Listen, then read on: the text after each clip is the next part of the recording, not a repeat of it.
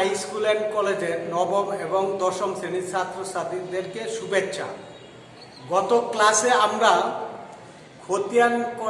খতিয়ানের অধ্যায়টি করেছিলাম। আজকে আমরা খতিয়ানের সাথে রিলেটেড বা সম্পর্কযুক্ত নগদান বহি করব। আমি আগেই বলে রেখেছিলাম যে খতিয়ান যারা ভালো করে বুঝবে তাদের পক্ষে নগদান বহি করা অনেক সহজ, কারণ আমি লক্ষ্য করছি ইতিমধ্যে অনেক শিক্ষার্থীরাই নগদান বহিটা প্রশ্নে থাকলেও খুব একটা অ্যাটেন্ড করে না, এড়িয়ে যায়। আসলে নগদান বই একটা সহজ বিষয়, বুঝলেই চলে। তো এখন আমরা আজকে আমাদের পাঠ্য বইয়ের অষ্টম অধ্যায় নগদান বহি করব। প্রথমত আমি নগদান বহির প্রকারভেদ সম্পর্কে তোমাদেরকে অবহিত করব। অর্থাৎ নগদান বহি 4 প্রকার: 1 গড়া নগদান বহি, 2 গড়া নগদান বহি, 3 গড়া নগদান বহি এবং 4 গড়া নগদান বহি। কিন্তু আপাতত আমাদের 1 থেকে 3 গড়া নগদান বহি পর্যন্ত পড়লেই চলবে। 4 নম্বরে যে বহু গড়া বা খুচরা নগদান বহি, এটা তোমরা ইন্টারমিডিয়েটে যখন উঠবে তখন থেকে তোমরা করবে। আমাদের সিলেবাসে 1 গড়া, 2 গড়া এবং 3 গড়া নগদান বহি রয়েছে। তো 1 গড়া আমরা নগদান বইতে একটা জিনিস লক্ষ্য রাখবো, একমাত্র নগদ আদান প্রদান ছাড়া অন্য কোনো লেনদেন নগদান বইতে আসবে না। এবং 1 গড়া নগদান বইতে লক্ষ্য করো শুধুমাত্র নগদ লেনদেনগুলো আসবে। 2 গড়া নগদান বইতে নগদ ও ব্যাংক সংক্রান্ত লেনদেনগুলো আসবে। আর 3 গড়া নগদান বইতে নগদ, ব্যাংক ও বাট্টা সংক্রান্ত লেনদেনগুলো আমরা আনবো।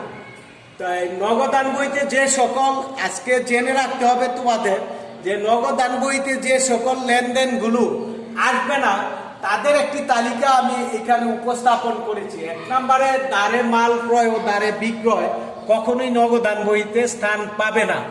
2 নম্বর পণ্য উত্তোলন। 3 নম্বর বিজ্ঞাপনের উদ্দেশ্যে পণ্য বিতরণ। 4 নম্বর পণ্য ফেরত, বহি ফেরত বা বিক্রয় ফেরত যাই বলি নগদান বইতে আসবে না। অপচয় নগদান বইতে আসবে না। কারবারি বাট্টা নগদান বইতে আসবে না। অনাদায়ী পাওনা ধার্য করা হলে সেটিও নগদান বইতে আসবে না। নগদান বই করার সময় এই ধরনের এন্ট্রি থাকলে তোমরা অবশ্যই তাদেরকে এড়িয়ে চলবে এবং নগদান বইয়ের অন্তর্ভুক্ত করবে না। এবং আজকে আমি সর্বপ্রথম একটি 1 গড়া নগদান বই দিয়ে আমাদের হিসাব কার্য শুরু করতে চাই। যেমন শরীফ ট্রেডার্সের 2019 সালের জুন মাসের কতিপয় লেনদেন নিম্নরূপ: জুন 1 প্রারম্ভিক নগদ উদ্বৃত্ত 2500 টাকা, জুন 2 অতিরিক্ত মূলধন আনয়ন 10,000 টাকা, জুন 4 নগদে পণ্য ক্রয় 7,000 টাকা, জুন 6 জামালের নিকট নগদে বিক্রয় 8,000 টাকা, জুন 10 আলমের কাছ থেকে ঋণ গ্রহণ 15,000 টাকা, জুন 15 অগ্রিম ভাড়া পরিশোধ 4,000 টাকা, জুন 20 দেনাদার হতে প্রাপ্তি 6,000 টাকা, মালিক কর্তৃক উত্তোলন 1,000 টাকা, 25 তারিখে যন্ত্রপাতি ক্রয় 9,000 টাকা, 30 জুন মামুনকে বেতন প্রদান 3,000 টাকা। এই উপরোক্ত লেনদেনগুলোর ভিত্তিতে আমরা একটি নগদান বহি প্রস্তুত করব। ডান পাশে আমরা একটি নগদান বই প্রস্তুত করে রেখেছি, তোমরা লক্ষ্য করলেই বুঝবে। প্রথম কি ছিল? প্রারম্ভিক নগদ উদ্বৃত্ত। তাহলে প্রারম্ভিক উদ্বৃত্তকে আমরা ব্যালেন্স বিটি দ্বারা আখ্যায়িত করি। ব্যালেন্স বিটি নামে আমার এইখানে ডেবিট পাশে কত আসলো? 2,500 টাকা। 2 তারিখে মূলধন আনয়ন করা হয়েছে। আমি তো আগেই বলেছি খতিয়ানের নয়, তুমি যদি জাবেদা দাও তাহলে কি হবে? নগদান হিসাব ডেবিট, মূলধন হিসাব ক্রেডিট। তাহলে যেহেতু আমরা নগদান বই করছি, ডেবিট পাশে মূলধন হিসাবে আসবে 10,000। এমনিভাবে আমরা প্রতিটি লেনদেন করে ডেবিট ক্রেডিট নির্ণয় করার পর যদি যোগফল করি, অর্থাৎ যেই পাশে ডেবিট পাশ আর ক্রেডিট পাশ, যেই পাশের যোগফল বড় হবে আগে সেই পাশটি আমরা যোগ করব। অতএব আমাদের ডেবিট পাশের যোগফল দেখা গেল 41,500 টাকা। অতএব এটি বড় বিধায় সমতা বিধান করতে যে আমরা ডান পাশে অর্থাৎ ক্রেডিট পাশে 41,500 টাকা লিখব। কিন্তু এই যাবৎ অর্থাৎ এই পর্যন্ত অর্থাৎ 30 তারিখ পর্যন্ত বেতন হিসাব নেওয়া হলে এই পর্যন্ত আমাদের যেই টাকা আসে তাতে 41,500 টাকা হয় না, শর্ট পরে আমাদের 17,500 টাকা। এই 17,500 টাকাই হবে আমাদের ব্যালেন্স কি সিডি হবে। তোমরা ইতিমধ্যে খতিয়ানে দেখেছ ব্যালেন্স সিটি যেটা হয় সেটাই পরবর্তী মাসের 1 তারিখে ব্যালেন্স বিডি নামে আসে। তাহলে আমাদের জুলাইয়ের 1 তারিখে ব্যালেন্স বিডি হবে 17,500 টাকা। তাহলে এভাবে আমরা একগড়া নগদান বহি করলাম। সুপ্রিয় শিক্ষার্থী, এবার আমরা 2 গড়া নগদান বহি করব। একটি নমুনা আমাদের এখানে দেওয়া আছে। চৌধুরী অ্যান্ড সন্সের 2019 সালের নভেম্বর মাসের লেনদেন সমূহ নিম্নরূপ। 1 নম্বর, নভেম্বরের 1 তারিখ নগদ উদ্বৃত্ত ব্যাংক জমার উদ্বৃত্ত যথাক্রমে 5,000 ও 3,000 টাকা। নভেম্বর 2, পণ্য ক্রয় বাবদ চেক প্রদান 2,000 টাকা।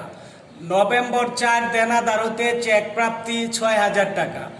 নভেম্বর 6, অফিসের জন্য আইপিএস ক্রয় 5,000 টাকা। নভেম্বর 8, পুরাতন আসবাবপত্র বিক্রয় 9,000 টাকা। নভেম্বর 12, রাজীবের নিকট বিক্রয় বাবদ চেক প্রাপ্তি 7,000 টাকা। নভেম্বর 15, ব্যক্তিগত প্রয়োজনে ব্যাংক হতে উত্তোলন 2,000 টাকা। নভেম্বর 20, ব্যাংক হতে উত্তোলন 5,000 টাকা। নভেম্বর 23, মেয়াজামিনের নিকট হতে নগদ প্রাপ্তি 3,000 টাকা। এবং নভেম্বর 25, আনোয়ারকে নগদে পরিশোধ 3,000 টাকা। নভেম্বর 28, ব্যাংক সুদ মঞ্জুর করলো 300 টাকা। নভেম্বর 30, ব্যাংক চার্জ ধার্য করলো 200 টাকা। এই উপরোক্ত লেনদেনগুলো নিয়ে আমরা 2 গড়া নগদান বহি প্রস্তুত করব। আমরা ইতিপূর্বেই বলে রেখেছিলাম যে 2 গড়া নগদান বহিতে আসলে নগদ এবং ব্যাংকের কলাম হবে। একটা কলাম টাকার কলাম নগদ, আরেকটা ব্যাংক। অর্থাৎ এখানে নগদ এবং ব্যাংক সংক্রান্ত লেনদেনগুলো আসবে। এবং আমরা খুব ভালো করেই জানি যে 2 গড়া এবং 3 গড়া নগদান বহিতে নগদ এবং ব্যাংকের কলাম থাকে বিদায় এখানে একটা কন্ট্রা এন্ট্রি নামে বিষয় থাকে। কন্ট্রা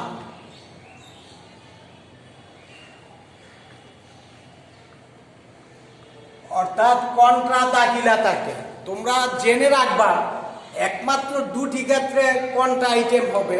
একটা হলো নগদে টাকা ব্যাংকে জমা দিলে আর ব্যাংক থেকে অফিসের প্রয়োজনে নগদ টাকা উত্তোলন করলে, এই 2 ক্ষেত্রে আমরা কন্ট্রা লিখব। এটা খতিয়ানের ঘরে ছোট করে সি বা ক লিখে দিলি কন্ট্রাটা হবে। এটা মাথায় রাখতে হবে যে 2 গড়া এবং 3 গড়া নগদান বহি করার সময় যেহেতু ব্যাংকের এবং নগদের 2টি লেনদেনের সম্পর্ক একসাথে হবে, সেই ক্ষেত্রে এই 2টা জায়গা খেয়াল রাখবা যে একমাত্র ব্যাংকে টাকা জমা দিলে আর ব্যাংক থেকে অফিসের প্রয়োজনে উত্তোলন করবে। ব্যক্তিগত প্রয়োজনে উত্তোলন করলে কিন্তু কন্ট্রা হবে না। একমাত্র অফিসের প্রয়োজনে উত্তোলন করলে সেখানে কন্ট্রা হবে। এটা মাথায় রাখতে হবে। আগেই আমি বলে নিলাম। এখন আমরা চলে যাই আমাদের আবার পূর্বের শিটে চলে যাই। তাই আগের মতো আমরা বলছি নগদ উদ্বৃত্ত, তাহলে ব্যালেন্স বিডি হবে। নগদের করে 5,000 আর 3,000 টাকা ব্যাংকের করে, অর্থাৎ 5 আর 3। এরপরে আমাদের 2 তারিখে যে লেনদেন হয়েছে নগদ ক্রয় চেক বাবদ প্রদান, অর্থাৎ জাবেদা করলে ক্রয় হিসাব ডেবিট, নগদান হিসাব ক্রেডিট হয়। তাইলে নগদের ক্রেডিট দিকে আমরা জানি নগদান হিসাব যদি শিরোনাম হয় আসবে তার বিপরীত। বিপরীত ক্রয় আছে, অতএব ক্রয়টা আসবে। এভাবে 4 তারিখে দেনাদারের নিকট হতে চেক পাওয়া গেছিল, অতএব ব্যাংক হিসাব ডেবিট, দেনাদার হিসাব ক্রেডিট। টাকাটা আমরা কি ব্যাংকের ঘরে লিখব, যেহেতু ব্যাংকের সাথে লেনদেন হয়েছে। আর যেগুলা নগদের সাথে লেনদেন হবে নগদের ঘরে, যেগুলা ব্যাংকের সাথে হবে ব্যাংকের ঘরে। এইভাবে টোটাল লেনদেন করার পর এখানে আইসেও আমরা নগদের ঘর আগে দেখব যে নগদের টাকা কোন দিক বড়, ডেবিট দিক না ক্রেডিট দিক। অবশ্যই ডেবিট দিক বড় হবে, যোগ করে হলো 22। তাহলে ঠিক আমরা ক্রেডিট পাশে নগদান যোগ করলাম 22,000 টাকা। অতএব এখানে শর্ট বা কম দেখা গেল 14,000 টাকা। এই 14,000 টাকা হবে ব্যালেন্স সিডি। আবার অনুরূপভাবে ব্যাংকের টাকাও যদি যোগ করি আমাদের এখানে 16,300 টাকা হবে। ঠিক ক্রেডিট পাশে আমি 16,300 টাকা নিলে 7,100 টাকা শর্ট বা কমতি দেখা দিবে। এই টাকাটা হবে ব্যালেন্স সিডি। যেহেতু একগড়া নগদানের বেলায় আমরা ব্যালেন্স বিডি লিখে নগদের টাকাটা এনেছিলাম, এখন যেহেতু দুইটি টাকার কলাম, অতএব এইখানেও ডিসেম্বরের 1 তারিখে ব্যালেন্স বিডি লিখে নগদের টাকাটা 14,000 নগদের করে এবং ব্যাংকের টাকাটা ব্যাংকের করে, এইভাবে আমরা নগদান বই সম্পূর্ণ করব ইনশাল্লাহ। এবার আমরা চলে যাচ্ছি 3 গড়া নগদান বইতে। এখানে একটি নমুনা দেওয়া আছে সেলিনা ট্রেডার্সের 2019 সালের মার্চ মাসের লেনদেন সমূহ নিম্নরূপ। মার্চ 1 নগদ উদ্বৃত্ত 18,000 টাকা এবং ব্যাংক জমাতিরিক্ত 3,000 টাকা, এবং মার্চের 3 ব্যাংকে জমা দান 5,000 টাকা। মার্চের 6 সায়েমের নিকট থেকে সায়েমের কাছ থেকে 7,000 টাকা পাওনার পূর্ণ নিষ্পত্তিতে 6,800 টাকা প্রাপ্তি। তারপরে সুমির নিকট থেকে দেনা বাবদ 3,400 টাকার চেক প্রদান ও বার্তা প্রাপ্তি 100 টাকা। মার্চ 14 ব্যক্তিগত প্রয়োজনে নগদ উত্তোলন 500 টাকা। মার্চ 16 পণ্য বিক্রয় 12,000 টাকা। মার্চ 18 8,000 টাকা মূল্যের পণ্য 5% বার্তায় বিক্রয় করা হয় এবং বার্তায় ক্রয় করা হয়। এবং মার্চের 20 তারিখ পদবিলের অর্থ ব্যাংক কর্তৃক পরিশোধ করা হয় 2,000 টাকা।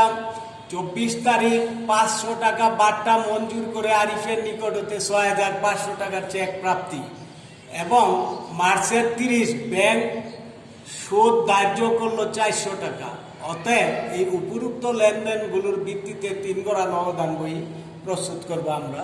তবে এখানে আগেই বলে রাখা ভালো, কারণ আগের 2 গড়ার বেলায় যেমন আমরা ব্যালেন্স বিডি একই দিকে, নগদ যেই পাশে ব্যাংকও সেই পাশে লিখেছিলাম। এবার কিন্তু এখানে ব্যাংক জমা নেই, ব্যাংক অতিরিক্ত আছে, জমা অতিরিক্ত, অর্থাৎ ব্যাংকে যা জমা আছে তার চেয়ে অতিরিক্ত আমরা অতীতে উত্তোলন করেছিলাম, যার জন্য ব্যাংক জমা অতিরিক্ত আছে। এই ক্ষেত্রে ব্যাংকের ব্যালেন্সটা কিন্তু ক্রেডিট পাশে হবে। এই জন্য মার্চের 1 তারিখে ব্যালেন্স বিডি নগদ 18,000 টাকা, বাট ব্যাংকের করে আমরা লিখতে পারবো না, কারণ ব্যাংক ডেবিট নয় বরং ক্রেডিট হয়েছে। এই জন্য মার্চের 1 তারিখে ব্যালেন্স বিডি লিখে এখানে ব্যাংকের করে লিখেছি, অতএব উল্টো ব্যালেন্স হয়েছে আমাদের। এবার যদি আমরা 3 তারিখে বলি ব্যাংকে জমা দান, তাইলে এইখানে ব্যাংক ডেবিট এবং নগদান ক্রেডিট, তাইলে ব্যাংকের টাকাটা বসবে নগদের করে এবং নগদের টাকাটা বসবে ব্যাংকের করে। এই জন্য এটাকে কোনটা এন্ট্রি বলা হয়। যেমন এই দেখো, নগদান হিসাব লিখছি, টাকা কোথায়? ব্যাংকের করে। আর এই পাশে কি ব্যাংক হিসাব আসছে, এই যে কোনটা টাকা কোথায় বসছে? নগদের করে। এভাবে আমরা যদি 6 তারিখ আসি, সায়েমের নিকট থেকে 7,000 টাকার পূর্ণ নিষ্পত্তিতে, অর্থাৎ তার কাছে আমরা 7,000 টাকা পাইতাম, কিন্তু আদায় করতে পেরেছি 6,800 টাকা। এখানে 200 টাকা কম পাওয়া যাবে, এইটাই হলো বার্তা। এই জন্য আমরা এখানে সায়েম হিসাব লিখলাম 200 টাকা বার্তার করে আর 6,800 টাকা নগদের করে লিখলাম, অর্থাৎ নগদে পেয়েছি কত? 6,800 আর 200 টাকা পেয়েছি, বার্তা দিয়েছি তাকে, এই জন্য বার্তার করে লিখলাম। তারপর আমরা যদি 10 তারিখে যাই, সুমির নিকট দেওয়া না, অর্থাৎ সুমি আমাদের কাছে টাকা পায় 3,400 টাকার চেক প্রদান করলাম এবং তার কাছ থেকে আমরা বার্তা নিলাম 100 টাকা, অর্থাৎ সুমি এক সময় আমাদের কাছ থেকে 3,500 টাকা পাইতো। এই জন্য সুমি লিখে 100 টাকা বার্তার করে, আর যেহেতু চেক মারফত দিছি ব্যাংকের করে 3,400 টাকা, এই হলো মোট 3,500 টাকা। ঠিক অনুরূপভাবে আবার আমরা যদি 14 তারিখে ব্যক্তিগত প্রয়োজনে নগদ উত্তোলন, আমি একবারই তো বলছি ব্যাংক থেকে উত্তোলন করলে কোনটা হয়, কিন্তু এখানে যে উত্তোলনটা এটা কিন্তু ব্যক্তিগত প্রয়োজনে উত্তোলন, অতএব এটা কিন্তু কোনটা আইটেম হবে না। আমরা যেন এই কোনটার সাথে আমি আগেই বলেছিলাম নগদ এবং ব্যাংক লেনদেনগুলা কোনটা হয়, বাট এখানে কিন্তু যদিও ব্যাংক থেকে উত্তোলন করেছে কিন্তু ব্যক্তিগত প্রয়োজনে, অফিসের প্রয়োজনে নয়, এই জন্য এই হিসাবটি কিন্তু কোনটা হবে না। আমরা উত্তোলন লিখে শুধু ব্যাংকের করে টাকা লিখলাম, আর কোথাও যাবে না। তারপরে আমাদের 16 তারিখ পণ্য বিক্রয় 12,000 টাকা, ঠিক আগের নিয়মই কারণ নগদান হিসাব ডেবিট, তাহলে ডেবিট পাশে আসবে কি বিক্রয় হিসাব কেটে বিক্রয়টা, এবং টাকাটা আমরা কোথায় বসাবো, যেহেতু নগদে পাইছি 12,000 টাকা নগদের ঘরে আসবে। ঠিক আবার আমরা যদি 18 তারিখের কথা বলি, এখানে দেখো একটা 8,000 টাকার মূল্যের পণ্য 5% বাট্টা ক্রয়। এখন আমাদের বুঝতে হবে এই বাট্টা কি নগদান বাট্টা? না, আমরা নগদান বইতে একমাত্র নগদান বাট্টা আনবো, কারবারি বাট্টা কখনো নগদান বইতে আসবে না। এখানে মূল্য ছাড় দেওয়া হয়েছে, অর্থাৎ 5% ছাড় দিলে আমার মূল্য দাঁড়ায় 8,000 টাকার 5% 400 টাকা কম, অর্থাৎ 7,600 টাকা এই পণ্যটা ক্রয় করতে পারবো। এটা কিন্তু কোনো অবস্থায় নগদান বাট্টা নয়, এটি কারবারি বাট্টা, অর্থাৎ হিসাব থেকে বাদ দিয়ে আমরা লেনদেন করব। অর্থাৎ আমরা যদি কোনো দোকান থেকে ধরো বাটা কোম্পানির কাছ থেকে তুমি 10% বাট্টা 1,000 টাকা দামের জুতা কিনবে, সেখানে জুতার দাম 1,000 হলে 10% বাট্টা 100 টাকা, তুমি কিন্তু দোকানদারকে 900 টাকাই দিবে, 1,000 টাকা দিতে হবে না। ঠিক অনুরূপভাবে এখানেও আমরা তার কাছ থেকে যে পণ্যটা ক্রয় করলাম, অর্থাৎ 5% যেহেতু বাট্টা পাইছি, এই মূল্যটা বাদ দেওয়ার পর তাকে এই যে 18 তারিখে নগদ ক্রয় হিসাব 7,600 টাকা প্রদান করতে হবে। এখানে বাট্টার ঘরে কোনো টাকা আসবে না। আমি আবারও বলে রাখছি, একমাত্র নগদান বাট্টা আসবে বাট্টার ঘরে, কারবারি বাট্টা কখনোই নগদান বইতে আসবে না। এবার এরপরে হলো 20 তারিখ প্রদয় বিলের অর্থ ব্যাংক কর্তৃক পরিশোধ। তাইলে যেহেতু প্রদয় বিল লিখবো, পরিশোধ করছি ব্যাংক কর্তৃক, ব্যাংকের করে। আবার 24 তারিখ 500 টাকা বাট্টা মঞ্জুর করে আরিফের নিকটে 6,500 চেক পাইলাম, তাহলে আরিফের কাছ থেকে টাকা পাইলাম, বাট্টা 500 আর চেকে পাইলাম, যেহেতু চেকে পাইছি ব্যাংকের করে 6,500 টাকা। এরপরে এবার 30 তারিখে ব্যাংক সুদ ধার্য করব। ব্যাংক সুদ ধার্য করা মানে আমার কাছ থেকে ব্যাংক সুদ নেবে। আর যদি বলা হয়তো ব্যাংক সুদ আমাকে দিত, তাইলে সেই ক্ষেত্রে আমরা পাইতাম, যেহেতু এটা একটা খরচ, এই জন্য ব্যাংক সুদ লিখে আমরা লিখলাম কি ক্রেডিট পাশে। আর যদি বলা হয়তো ব্যাংক সুদ মঞ্জুর করেছে, তাহলে আমরা আনতে পারতাম এই পাশে, কারণ সেটা আমার বেনিফিট হতো। এখানে কিন্তু আমার কি খরচ হয়েছে, খরচ দিতে হয়েছে ব্যাংকে চার্জ, আর ব্যাংক সুদ মঞ্জুর করলে আমার ইনকাম হয় আসতো ডেবিট পাশে, অর্থাৎ ক্রেডিট পাশে দিলাম। এবার আমার আরেকটি কথা বলতে হবে, আমরা দুগরা নগদান বইতে নগদান এবং ব্যাংকের ব্যালেন্স টেনেছিলাম, এখানেও কিন্তু নগদ এবং ব্যাংকের ব্যালেন্স টানবো, কিন্তু কথা থেকে যায়। তাহলে আমরা বাট্টার ঘরের কি করব, বাট্টা অর্থাৎ যে পাশে যত টাকা আছে হুবাহুব নামিয়ে দেবো, অর্থাৎ যেমন 200 আর 500 700 টাকা ডেবিট পাশে আছে, ওকে। আবার এদিকে বাট্টার ঘরে 100 টাকা আছে, 100 লিখলাম, ওকে। আমার আর এটা ব্যালেন্স টানার কোনো প্রয়োজন নেই, একমাত্র আমরা ব্যাংক এবং নগদের ব্যালেন্সটা টানবো। তাহলে এই পাশে নগদ যদি যোগ করি হয় 36,800 টাকা, নিয়ে আসলাম আমি 36,800 টাকা, কিন্তু 36,800 টাকা হতে আমাকে আরো 23,700 টাকা লাগবে। এই টাকাটাই হবে ব্যালেন্স সিটি।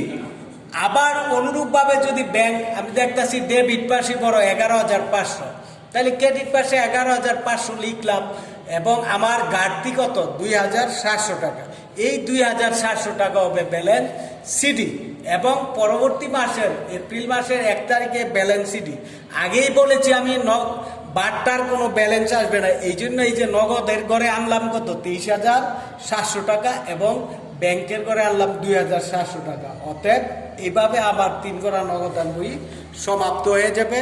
আশা করি সবাই ভালো আছে, ভালো থাকবে, এবং যত দিন না করোনার প্রকোপ কমবে তোমরা সবাই ঘরে থাকবে, সুস্থ থাকবে, এবং মনোযোগ দিয়ে পড়াশোনা করবে। সবাইকে ধন্যবাদ জানিয়ে আজকের মতো শেষ করছি। খুদা হাফেজ।